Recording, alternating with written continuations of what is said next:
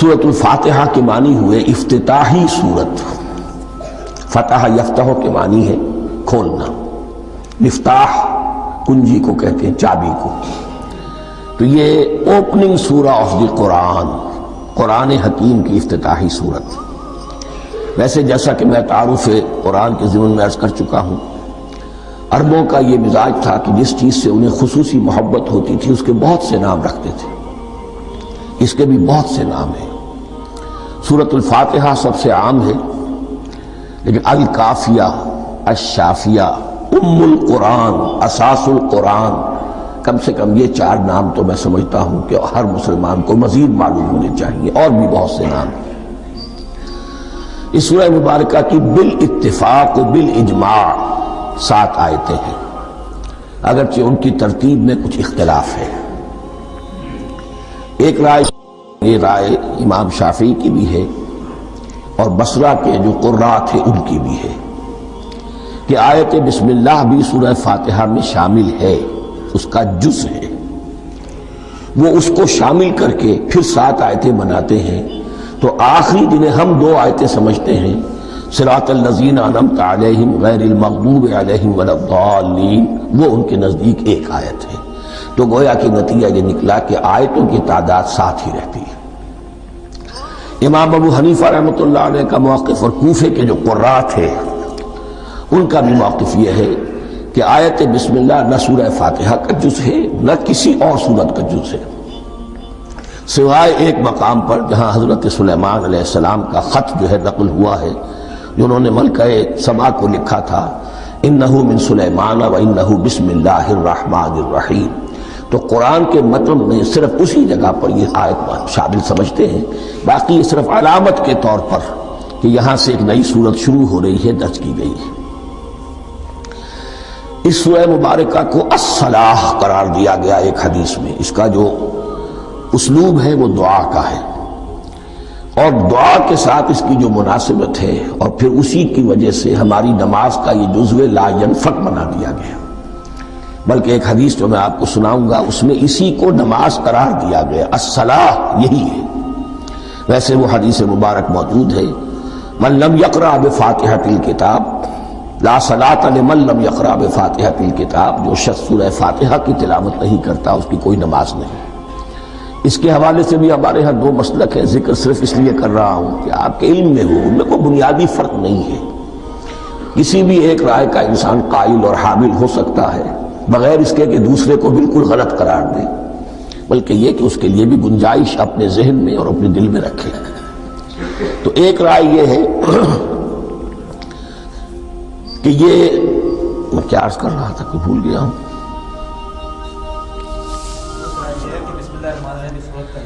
جی، اور دوسری آیت یہ ہے کہ اس کا حصہ نہیں ہے.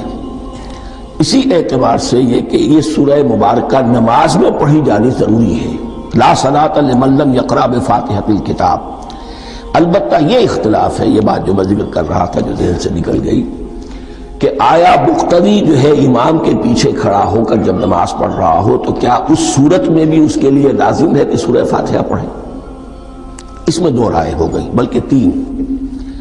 ایک رائے انتہائی ہے اور وہ فقہ حنفی کی طرف منسوب ہے کہ اگر آپ امام کے پیچھے مقتدی کی حیثیت سے نماز پڑھ رہے ہیں تو کسی بھی رکعت میں آپ سورہ فاتحہ نہیں پڑھیں گے.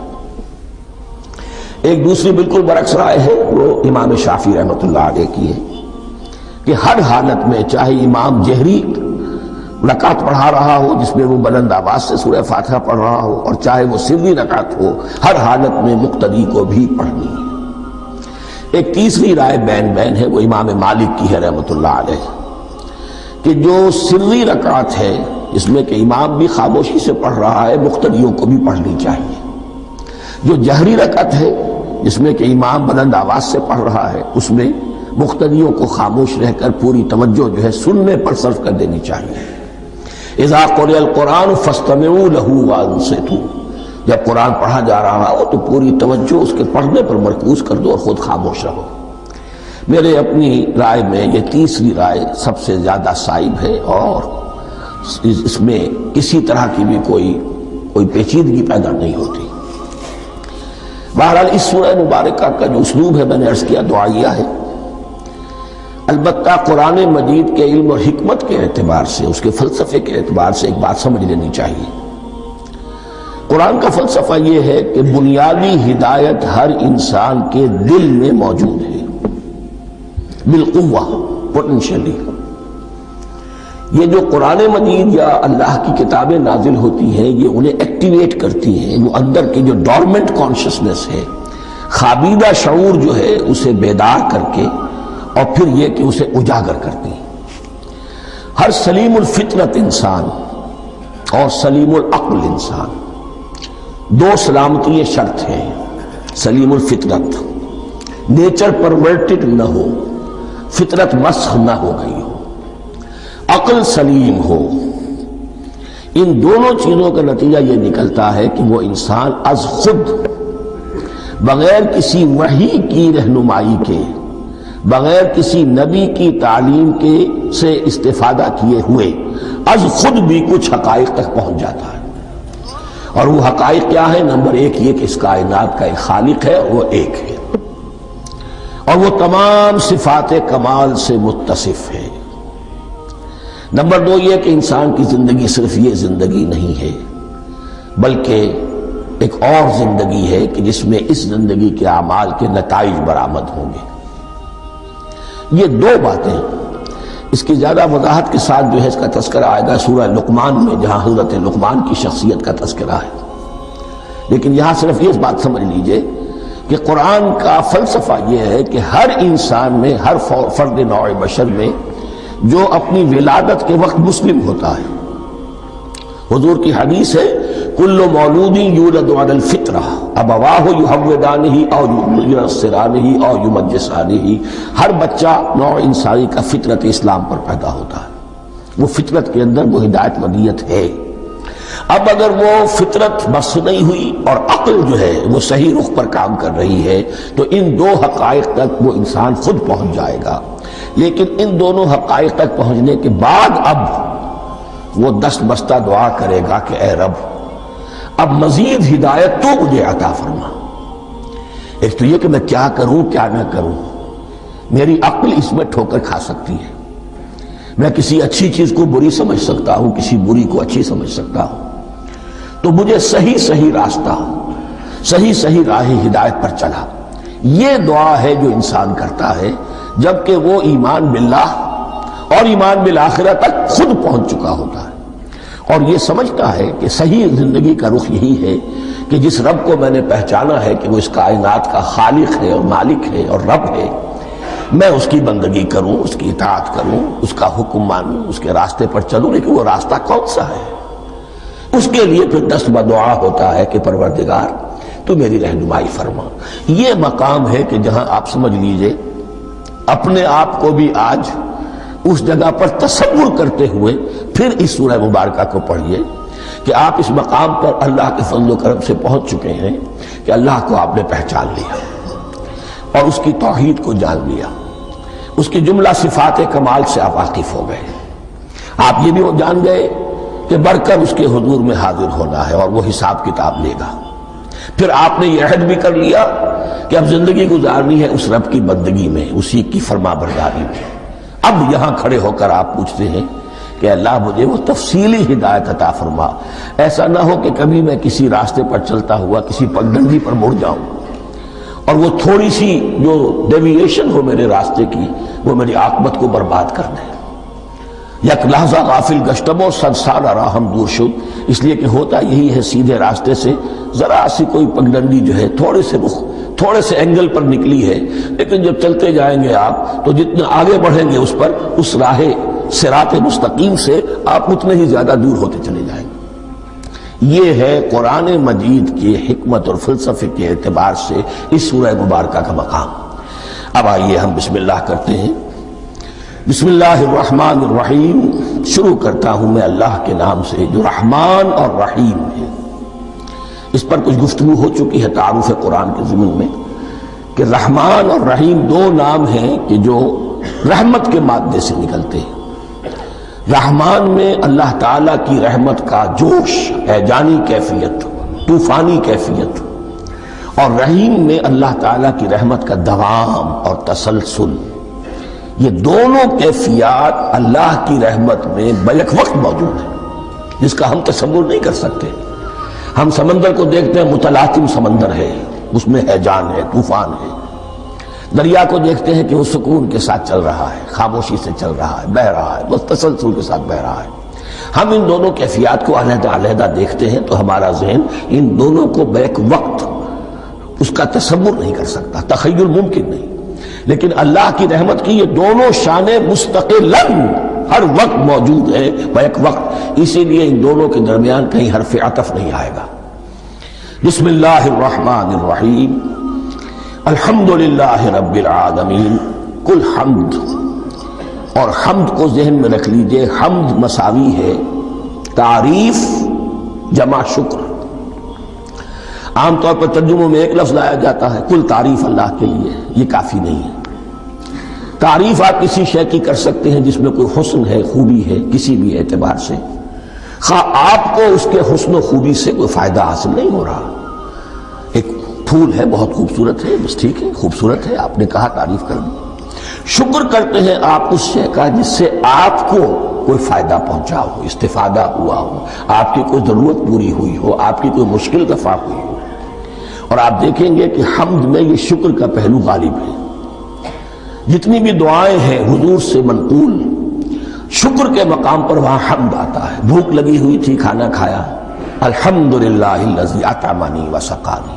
اب یہاں دیکھیے ترجمہ تعریف نہیں، شکر ہے اس اللہ کا جس نے مجھے کھلایا اور پلایا۔ آپ بیت الخلاء سے باہر آئے، نجاستیں آپ سے دور ہو گئیں، طبیعت میں انشراح ہوا، الحمدللہ الذی اذھب عنی الاذی وعافانی۔ اور شکر ہے اس اللہ کا جس نے اذیت بخش چیزیں مجھ سے دور کر دی اور مجھے عافیت بخشی۔ تو یہ الحمدللہ رب العالمین اللہ تعالیٰ کا حسن و کمال اور حسن و جمال اپنی جگہ بھی اس انتہا کا ہے کہ جتنی تعریف اس کا حق ہے ہم کر ہی نہیں سکتے، لیکن اس کے احسانات اور انعامات ہم پر اتنے ہیں کہ ہم ان کو بھی گن نہیں سکتے۔ لہذا ایک ہی احصاء ہم نے کر دیا الف لام کے ساتھ، الحمدللہ رب العالمین۔ تمام تعریفیں اور کل شکر اللہ کے لیے ہیں کہ جو تمام جہانوں کا پروردگار ہے، رب ہے، مالک ہے۔ رب میں ایک مفہوم ہوتا ہے ربوبیت کا، اور اس میں مفہوم شامل ہوتا ہے تربیت کا، ربیانی صغیرہ۔ تو مالک ہونا اور تربیت دینا، آپ جس شے کے مالک ہوں گے آپ چاہیں گے اس میں بڑھوتری ہو، اس میں اضافہ ہو، نشو و نما پائے۔ تو یہ دونوں چیزیں آپس میں ایک دوسرے کا جڑی ہوئی ہیں، پروردگار بھی اور مالک بھی۔ عام طور پر عربی میں رب کا لفظ مالک کے لیے آتا ہے، رب البیت، رب الدار، رب المال۔ تو مالک وہاں پر ظاہر بات ہے کہ اس سے مراد کیا ہے، مال والا، گھر والا، گھر کا مالک۔ تو کل شکر اور کل تعریف اس اللہ کے لیے ہے جو تمام جہانوں کا مالک بھی ہے اور پروردگار بھی ہے۔ الرحمن الرحیم، رحمان ہے اور رحیم ہے۔ اب دوبارہ اس کی میں وضاحت نہیں کروں گا۔ مالک یوم الدین، یوم دین کا مختار مطلق ہے۔ دین عربی زبان میں کہتے ہیں بدلے کو، دناہم کما دانو، کما تدینو تو دانو، یہ کہاوت ہے۔ جیسے اردو میں ہم کہتے ہیں جیسا کرو گے ویسا بھرو گے، کما تدینو تو دانو۔ تو یہ ہے بدلہ، اس کا بنیادی مفہوم جو ہے وہ بدلہ ہے۔ تو بدلے کا ایک دن ہے جس دن فیصلہ ہوگا کہ کون کیا کما کر لایا ہے، اسے کیا بدلہ ملنا چاہیے۔ آیا اس کا برائیوں کا پلڑا بھاری ہے کہ اسے سزا ملنی چاہیے، یا اس کی حسنات اور نیکیوں کا پلڑا بھاری ہے کہ اسے جزا ملنی چاہیے، اس کا انعام اور اکرام کے ساتھ معاملہ کیا جانا چاہیے۔ وہ ایک دن ہے، اسے ہم یوم القیامہ کہتے ہیں۔ اور لیکن اصل بات جو یہاں کہی گئی، یعنی ایک جملے میں تین باتوں کا اعتراف ہو رہا ہے۔ بعث بعد الموت، ایک دن آئے گا کہ ہم مرنے کے بعد تمام انسان اٹھا لیے جائیں گے، پھر حساب و کتاب، پھر اللہ کے ہاں حاضری ہوگی اور حساب کتاب ہوگا۔ اور تیسرا یہ کہ اس حساب کتاب کے دن کا مختار مطلق اللہ ہے، یعنی کسی اور کو اپنے ذہن میں سہارا بنا کر آپ زندگی گزاریں کہ وہ مجھے چھڑا لے گا، یا وہ ہستی جو ہے اتنی زوردار ہے کہ وہ مجھے بچا لے گی، اس سے اپنے دل کو، اپنے ذہن کو بالکل پاک کر لیجئے۔ مالک یوم الدین، ایک دوسری جگہ پر قرآن میں آیا ہے، اس روز کوئی پکارنے والا پکارے گا، لمن الملک اليوم للہ الواحد القہار، آج کے دن کس کا اختیار مطلق ہے؟ اور پھر کہا جائے گا اللہ کے لیے الواحد قہار، جو پوری طرح چھایا ہوا ہے، بس تولی ہے، تو مالک یوم الدین، جو جزا و سزا کے دن کا مالک ہے۔ اب یہاں سے کلام ایک رخ بدل رہا ہے۔ ابھی تک تو یہ غائبانہ انداز میں کلام ہو رہا ہے، اللہ سے خطاب نہیں آیا اس میں ابھی۔ الحمدللہ رب العالمین الرحمن الرحیم مالک یوم الدین، اب خطاب ہے ایاک نعبد و ایاک نستعین، ہم صرف تیری ہی بندگی کرتے ہیں اور کریں گے، اور ہم صرف تجھ ہی سے مدد مانگتے ہیں اور مانگیں گے۔ یہ ترجمہ میں کیوں کر رہا ہوں کہ یہ فعل مضارع ہے۔ عربی زبان میں فعل مضارع حال اور مستقبل دونوں کو کور کرتا ہے۔ کا جو ہے مفعول فاعلی جو ہے، مفعول جو ہے اس میں ضمیر مفعولی اسے پہلے لا کر حشر کا مضمون پیدا ہو گیا۔ ہم تیری بندگی کرتے ہیں نہیں، ہم تیری ہی بندگی کرتے ہیں اور کریں گے۔ حال میں ترجمہ کیجئے تو یہ اظہار حال ہے، اور مستقبل میں ترجمہ کیجئے تو یہ ایک عہد ہے، قول و قرار ہے، بہت بڑا معاہدہ ہے۔ وَإِيَّاكَ نَسْتَعِينُ، اور صرف تجھ ہی سے مدد مانگتے ہیں اور مانگیں گے۔ اس میں بھی حال کا ترجمہ اظہار حال، اللہ کرے کہ واقعی ہمارا حال وہی ہو، جب ہم یہ الفاظ کہتے ہیں تو واقعتاً ہم اس پر پورے اتر رہے ہوں کہ اسی کی بندگی کر رہے ہوں اور اسی سے ساری استعانت اور استمداد کر رہے ہوں۔ جہاں تک مستقبل کا تعلق ہے وہ پھر ایک عہد ہے، اہدنا الصراط المستقیم، یہ مقام وہ آ گیا کہ یہاں تک تو اے پروردگار ہم پہنچ گئے تیرے فضل سے، تیرے کرم سے۔